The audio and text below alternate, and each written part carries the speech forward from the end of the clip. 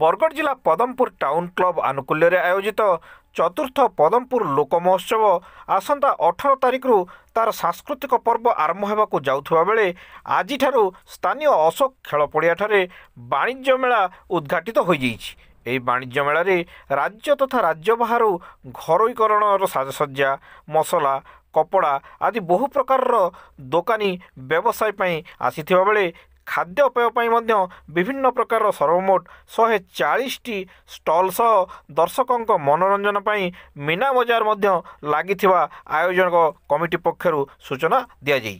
तेरे पदमपुर विज्ञापित अंचल परिषद कार्यनिर्वाही अधिकारी रामचंद्र माझी और ब्लॉक गोष्ठी उन्नयन अधिकारी देवाशीष सिन्हा कार्यक्रम में मुख्य अतिथि भाव में जोगदे वाणिज्य मेला को उद्घाटन करते। तेबे यही परी मेला व्यवसाय आदान प्रदान सह व्यवसायी को नूतन सुजोग पाई एक खूब सुंदर प्रयास बोली सेमाने कहिथिले।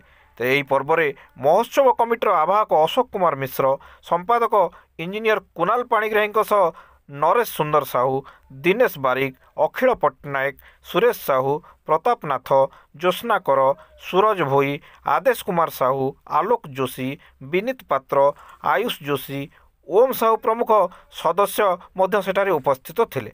तेबे लोक बहु संख्यार आसंतु एवं वाणिज्य मेला और मीना बजार को उपभोग करंतु बोली आयोजन कमिटी तरफ जनसाधारण को निमंत्रण करा जाइछि। पदमपुर नीरज कुमार पाणी रिपोर्ट।